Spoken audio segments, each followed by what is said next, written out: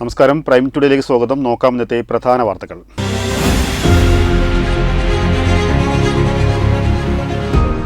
Trawling ദിനോദനം ഇന്നു മുതൽ.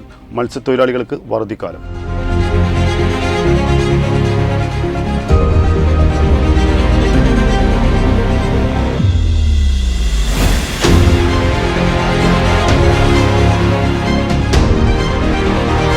Tirur police ലൈനിൽ നിയന്ത്രണപ്പെട്ട കാർ ട്രാൻസ്ഫോമർ ഇടിച്ച് തകർത്തു.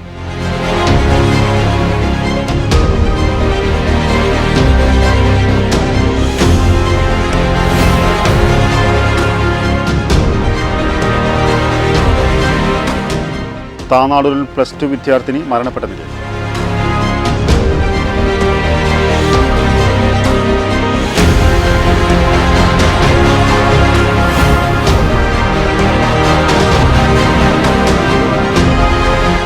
സുരേഷ് ഗോപിക്ക് വോട്ട് ലഭിച്ചത് BJPയുടെ ആശയം ഉൾക്കൊണ്ടല്ലെന്ന് മന്ത്രി കടന്നപ്പള്ളി രാമചന്ദ്രൻ.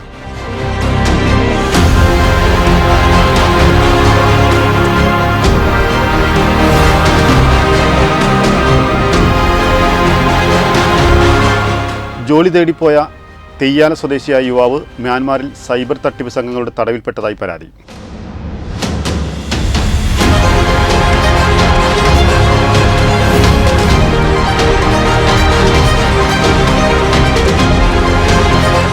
വീട്ടിൽ ഒരു ഡോക്ടർ, വേറിട്ട ചുവടുവെപ്പുമായി അൽ ആഫിയ മെഡിക്കൽ സെന്റർ BP അങ്ങാടി.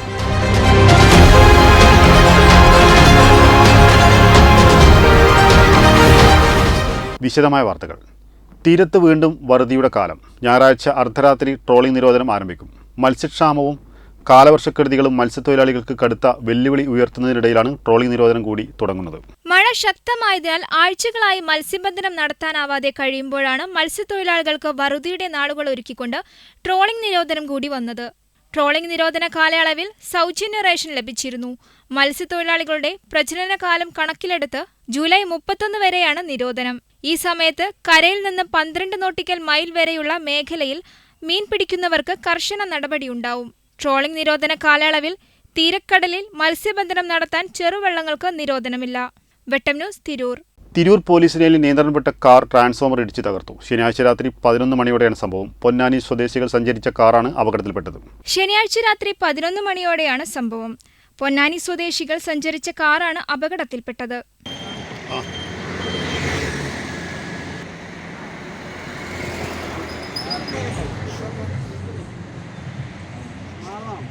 തിരൂർ പോലീസ് ലൈനിലെ പോളിടെക്നിക് കോളേജിനരികിലുള്ള ട്രാൻസ്ഫോമറാണ് ഇടിച്ചു തകർത്തത്. ഇടിയുടെ ആഘാതത്തിൽ ഇലക്ട്രിക് പോസ്റ്റും ട്രാൻസ്ഫോമർ പെൻസിലിംഗും തകർന്നു. പ്രദേശത്ത് വൈദ്യുതി ബന്ധം തകരാറിലായി. ഡ്രൈവർ ഉറങ്ങിയതാണ് അപകടത്തിന് കാരണമെന്നാണ് പറയുന്നത്. പരിക്കേറ്റ പൊന്നാനി സ്വദേശികളെ തിരൂരിലെ സ്വകാര്യ ആശുപത്രിയിൽ പ്രവേശിപ്പിച്ചു. വെട്ടം ന്യൂസ്, തിരൂർ. താനാളൂർ പാണ്ടിയാട് കോഴിക്കോടൻ വീട്ടിൽ സെയ്തലവിയുടെ മകളും Devadhar government higher secondary school +2 വിദ്യാർത്ഥിനിയുമായ ഷിഫ്ന റഹദ് മരണപ്പെട്ടു. മൃതദേഹം തിരൂർ ജില്ലാ ആശുപത്രിയിൽ. പോസ്റ്റ്മോർട്ടത്തിന് ശേഷം കബറടക്കും. താനാളൂരിൽ +2 വിദ്യാർത്ഥിനി മരണപ്പെട്ടു. താനാളൂർ പാണ്ടിയാട് കോഴിക്കോടൻ വീട്ടിൽ സൈതലവിയുടെ മകളും Devadhar government higher secondary school +2 വിദ്യാർത്ഥിനിയുമായ ഷിഫ്ന റഹദാണ് ശനിയാഴ്ച വൈകിട്ടോടെ മരണപ്പെട്ടത്. മാതാവ് നജീറ, സഹോദരങ്ങൾ ഷഹന ഷെറിൻ, ഫാത്തിമ സൻഹ, സാബിൻ ഇബ്രാഹിം എന്നിവരാണ്. മൃതദേഹം തിരൂർ ജില്ലാ ആശുപത്രിയിൽ. പോസ്റ്റ്മോർട്ടത്തിന് ശേഷം ഇന്ന് കബറടക്കും. വെട്ടം ന്യൂസ്, താനാളൂർ. സുരേഷ് ഗോപിക്ക് വോട്ട് ലഭിച്ചത് BJPയുടെ ആശയം ഉൾക്കൊണ്ടല്ലെന്ന് മന്ത്രി കടന്നപ്പള്ളി രാമചന്ദ്രൻ. തെരഞ്ഞെടുപ്പിൽ ജയപരാജയങ്ങൾ സ്വാഭാവികം. ഒരു പരാജയം കൊണ്ട് ഇടതുമുന്നണി ഇടിഞ്ഞു വീഴില്ലെന്നും മന്ത്രി വെട്ടം ന്യൂസിനോട് പറഞ്ഞു. പറയാനില്ല. തെരഞ്ഞെടുപ്പ് ജയപരാജയം സാധാരണയല്ലേ. അത് അതോടുകൂടി തെരഞ്ഞെടുപ്പ് തീർന്നില്ലല്ലോ. ഇനി പുതിയ സർക്കാർ അങ്ങനെ അവസാനിപ്പിക്കുമെന്ന് അറിയില്ല. പക്ഷെ തെരഞ്ഞെടുപ്പ് നടക്കുന്നതിൽ അങ്ങോട്ടും ഇങ്ങോട്ടും സ്വാഭാവികമല്ലേ. അത് ജനാധിപത്യത്തിലെ ഭാഗമാണ്. അതുകൊണ്ട് അതൊന്നും പരിപാലിക്കുന്നു. ഈ തെരഞ്ഞെടുപ്പോടുകൂടി ലോകം അവസാനിച്ച് വിശ്വസിക്കുന്നില്ല ഞങ്ങളായി. അതല്ലേ തെരഞ്ഞെടുപ്പിലെ വിജയപരാജയങ്ങൾ അതോടുകൂടി റെക്കോർഡ് തുറന്നു. കേരളം മുഴുവൻ DDP ആവുന്ന അദ്ദേഹം ഒരു ജയിക്കാൻ ഇടയായിന്നില്ല. അതെ, BJP ആശയങ്ങളും ദർശനങ്ങളും സ്വീകരിച്ചുകൊണ്ട് ഉത്ബദ്ധരായ ജനങ്ങളെല്ലാം ഇങ്ങനെ ചെയ്തതാണ് അന്തരിച്ചത്. അതിനെല്ലാം ജയിക്കണം. കേന്ദ്രമന്ത്രിയാണ് അതല്ല, അതൊക്കെ ഒരു ജയിക്കലും ജയിക്കാതിരിക്കലും സ്വാഭാവികം. ഒരു തെരഞ്ഞെടുപ്പിന്റെ ഒരു ഘടകമാണ് എന്നുള്ളതാണ്. അതോടുകൂടി ഇതെല്ലാം അവസാനിക്കുന്ന ഒരു തിരിച്ചറിയേ വേണം. ഇടതുപക്ഷ ജനാധിപത്യത്തെ സംബന്ധിച്ചോളം അതിന്റെ രൂപകൽപ്പനയും അതിന്റെ അസ്ഥിവാരവും നയപരിപാടികളും അത് ഏതെങ്കിലും ഒരു സംഭവം കൊണ്ട് വളരുന്നതോ തകരുന്നതോ അല്ല. അത് നേരിടാൻ ഈ പറയുന്ന ശക്തിയൊന്നും സാധ്യമല്ല. സാധ്യമാണെന്നുള്ള ഒരു സങ്കല്പത്തിൽ പ്രവർത്തിക്കാന്നല്ലാതെ അതുകൊണ്ട് എല്ലാ സാഹചര്യങ്ങളെയും അതിജീവിച്ചുകൊണ്ട് കർമ്മപദ്ധതികളുമായി പരിപാടികളുമായി മുന്നോട്ട് പോകാനാണ് ഞാൻ ശ്രമിക്കുന്നത്. ബഹുമാന മുഖ്യമന്ത്രി റിലീസ് ചെയ്ത പ്രോഗ്രസ് റിപ്പോർട്ട് കണ്ടത്. ആ പ്രോഗ്രസ് റിപ്പോർട്ടിൽ പ്രതിപക്ഷങ്ങൾക്കോ എതിരാളികൾക്കോ ഒന്നും പറയാൻ കഴിയില്ല. പ്രോഗ്രസ് റിപ്പോർട്ട് ശരിയല്ല, കാരണം ശരിയാണ്. അതിൽ പറഞ്ഞ കാര്യങ്ങൾ ഓരോന്നും ശരിയായതുകൊണ്ട് അത് അല്ല, ഇതല്ല, ശരിയല്ല എന്ന് പറയാൻ പറ്റില്ല. ബഹുമാനപ്പെട്ട മുഖ്യമന്ത്രി പിണറായി വിജയൻ നയിച്ച ഗവൺമെന്റിനെ ചെയ്ത കാര്യങ്ങളാണ് അത് പറഞ്ഞ പ്രോഗ്രസ് റിപ്പോർട്ട്. ആ പ്രോഗ്രസ് റിപ്പോർട്ട് എല്ലാവർക്കും സ്ഥിരമായിട്ട് പ്രസിദ്ധീകരിക്കുന്നതാണ്. ആ പ്രസിദ്ധീകരിക്കുന്നതിൽ ഒരു പൊള്ളത്തരവുമില്ല, ഒന്നും കുഴപ്പമില്ല എന്നുള്ളതാണ്. അല്ലെങ്കിൽ അത് വെച്ചുകൊണ്ട് എന്തെല്ലാം സഭയിലും അകത്തും പുറത്തും പ്രതിപക്ഷങ്ങൾക്ക് ഉദാഹരണം ഉണ്ടാക്കുമായിരുന്നു. സാധ്യമല്ല. ഇത് വൈകുന്നേരം 6:30 മണിയാന്ന് പറഞ്ഞാൽ വീടെടുക്കാൻ പറ്റും? അല്ല, രാവിലെ 9 മണിയാന്ന് പറയാം. അത്രയേറെ സത്യസന്ധമായ കാര്യങ്ങളാണ് പറഞ്ഞിരിക്കുന്നത്. ഇത് 9 മണി, ഇത് രാത്രി, വൈകുന്നേരം 7 മണി എന്ന് പറഞ്ഞാൽ അതാണ്. പ്രോത്സാഹനം ഉണ്ടാക്കി കഴിയോ? BJPക്കും തനിച്ചല്ല, അതിന്റെ ഘടകകക്ഷിയുടെ കൂടി സഹായത്തോടുകൂടി മാത്രമേ ഒരു ഗവൺമെന്റ് സ്ഥാപിക്കാൻ കഴിയൂ എന്ന് പറയുന്നത് ഒരു സ്ഥിരതയുടെ കാര്യമല്ല, അതുണ്ടാക്കുന്ന അസ്ഥിരതയുണ്ട് അടിസ്ഥാനപരമായി. അതാണ്. അതുകൊണ്ട് കാത്തിരുന്ന് കാണുക എന്നുള്ളതാണ്. അത് ഞങ്ങളുടെ അക്ഷരമൊന്നല്ല, അല്ല, അക്ഷര കാര്യമില്ലല്ലോ. അതുകൊണ്ട് തെരഞ്ഞെടുപ്പിന്റെ ഫലം എന്ന് പറഞ്ഞാൽ അത് തെരഞ്ഞെടുപ്പിൽ ജയപരാജയങ്ങൾ സ്വാഭാവികം. അത് വിലയിരുത്തും എന്ന് ബഹുമാനപ്പെട്ട മുഖ്യമന്ത്രി വളരെ അസന്നിഗ്ധമായി ഇന്ന കാര്യങ്ങൾ ചെയ്യും.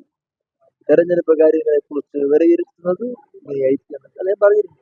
അതിനപ്പുറത്തൊന്നും കൂട്ടിച്ചേർക്കാനില്ല.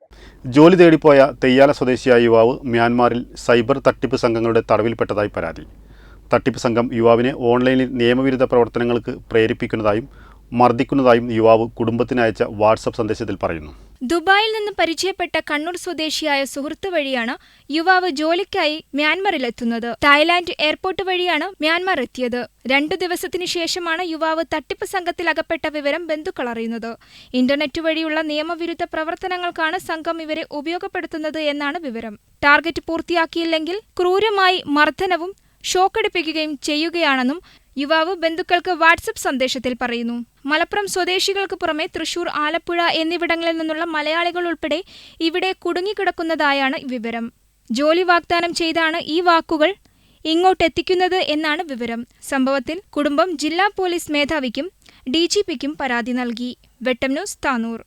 തിരൂർ BP അങ്ങാടിയിൽ പ്രവർത്തിച്ചു വരുന്ന അൽ ആഫിയാഹ് മെഡിക്കൽ സെന്ററിൽ വീട്ടിൽ ഒരു ഡോക്ടർ അരികെ പദ്ധതിയുടെ ഉദ്ഘാടനം പുരാവസ്തു വകുപ്പ് മന്ത്രി കടന്നപ്പള്ളി രാമചന്ദ്രൻ നിർവഹിച്ചു. ആംബുലൻസ് സർവീസിന്റെ ഉദ്ഘാടനം കുറുക്കോളി മൊയ്തീൻ MLAയും നിർവഹിച്ചു.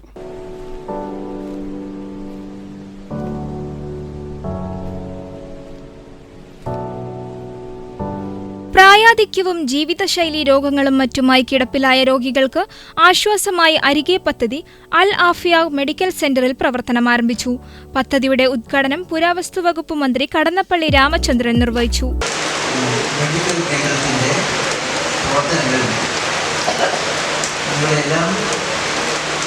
ആരോഗ്യപരമായ ജീവിതത്തിൽ സുപ്രധാനമായ പങ്കുവഹിക്കുന്നു.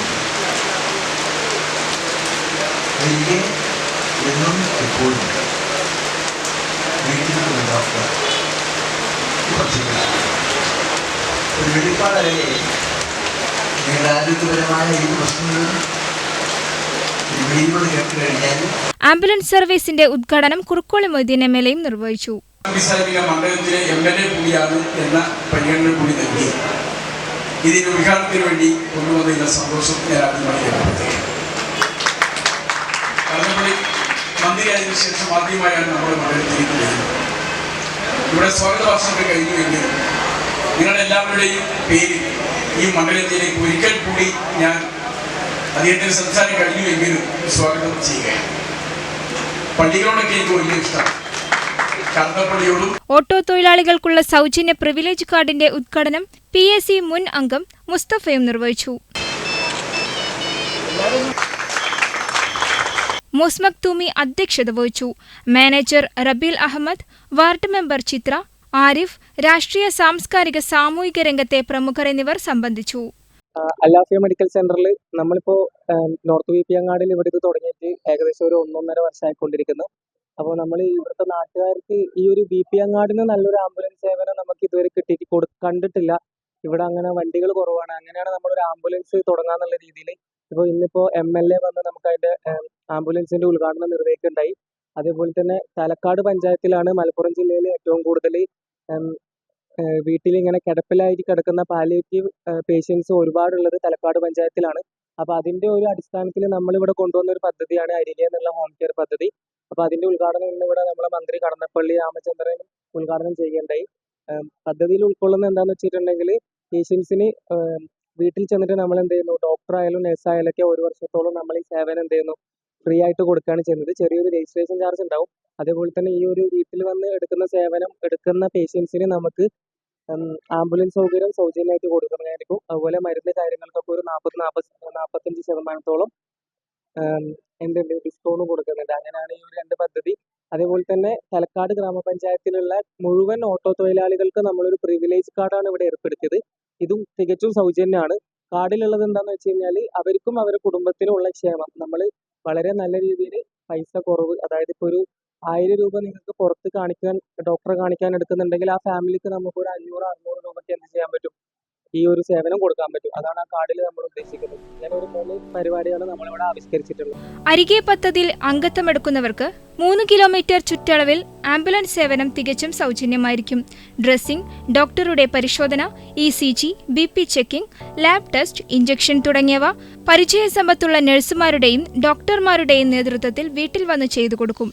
മരുന്നുകൾക്ക് 5% മുതൽ 45% വരെ ഡിസ്കൗണ്ട് ഉണ്ടായിരിക്കും. 1 വർഷത്തേക്ക് ഡോക്ടറുടെ പരിശോധന തികച്ചും സൗജന്യവുമായിരിക്കും. അരികെ പദ്ധതിയിൽ രജിസ്റ്റർ ചെയ്യാൻ 99 95 95 99 00 എന്ന നമ്പറിൽ ബന്ധപ്പെടാവുന്നതാണ്.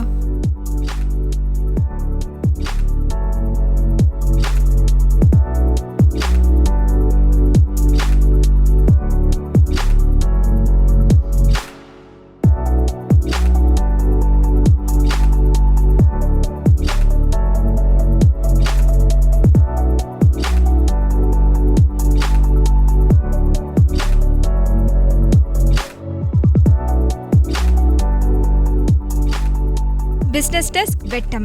ഈ വാർത്താ ബുള്ളറ്റിൻ പൂർണ്ണമാവുന്നു. നന്ദി, നമസ്കാരം.